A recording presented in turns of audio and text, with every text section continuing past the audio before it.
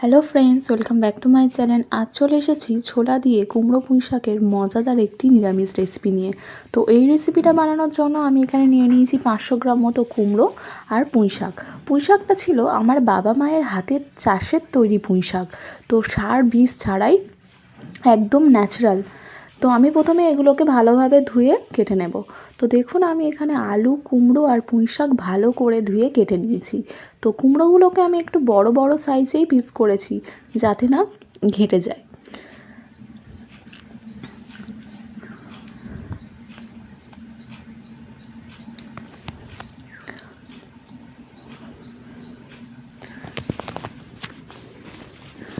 তো এবারে আমি রেসিপিটা বানানোর জন্য গ্যাসের ওপরে একটা কড়াই বসিয়ে নিয়েছি এবং কড়াইয়ের মধ্যে দিয়ে দিয়েছি অল্প একটু সর্ষের তেল। সর্ষের তেল দিয়ে প্রথমে আমি আগে থেকে ভিজিয়ে রাখা কাঁচা ছোলাগুলো একটু ভেজে নেব। তো দেখুন, আমি এখানে কাঁচা ছোলাগুলো দিয়ে দিয়েছি। এবার ছোলাগুলো একটু নেড়ে চেড়ে ভালো করে ভেজে নেব।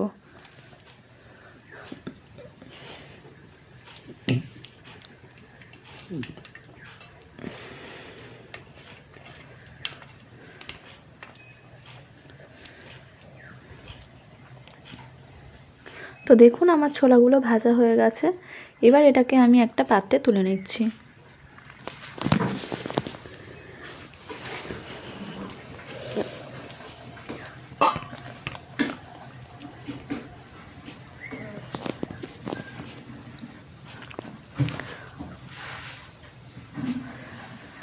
এবারে এই তেলের মধ্যে আমি একটু তেজপাতা, একটা শুকনো লঙ্কা আর একটু ফোড়ন দিয়ে দেব।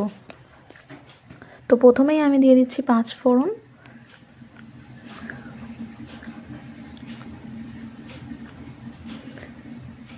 তারপরে আমি দিয়ে দিচ্ছি ধুয়ে রাখা তেজপাতা আর শুকনো লঙ্কা।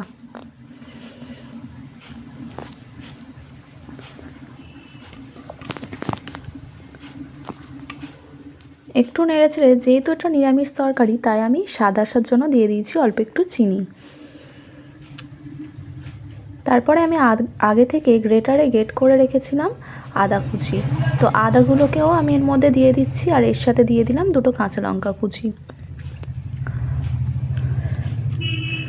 তো এবার আমি মশলাটা একটু ভালো করে নেড়ে ছেড়ে আগে থেকে ভালো করে ধুয়ে কেটে রাখা সবজিগুলো এর মধ্যে দিয়ে দিচ্ছি।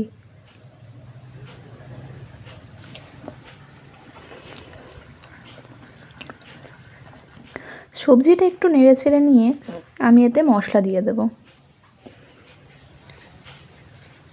তো দেখুন, আমি এখানে নুন, হলুদ, লঙ্কার গুঁড়ো আর জিরের গুঁড়ো নিয়ে নিয়েছি। তো প্রথমেই আমি নুন দিয়ে দিচ্ছি, তারপর দিয়ে দিচ্ছি অল্প পরিমাণ হলুদ গুঁড়ো।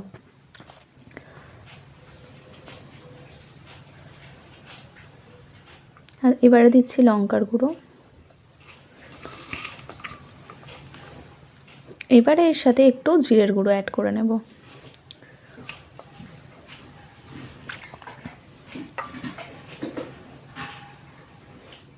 তো আমার মশলাগুলো দেয়া হয়ে গেছে। এবারে আমি ভালো করে সবজিগুলো নেড়ে নেব।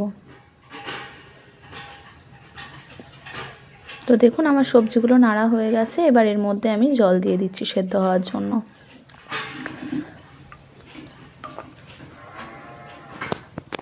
তো জল দেওয়া হয়ে গেছে। এবারে আমি একটা ঢাকনা দিয়ে কিছুক্ষণ এটাকে সেদ্ধ করতে দিয়ে দেব। আর এর মধ্যে ছোলাটাও দিয়ে দিচ্ছি আগে।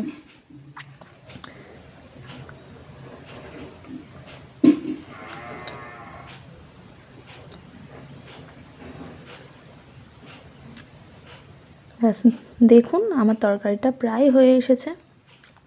আর একটু রস মরলেই আমি নামিয়ে নেব। তো দেখুন, আমার তরকারিটা রেডি। তো কেমন লাগলো আজকের এই রেসিপিটা অবশ্যই কমেন্ট করে জানাবেন, আর লাইক, কমেন্ট, শেয়ার করবেন।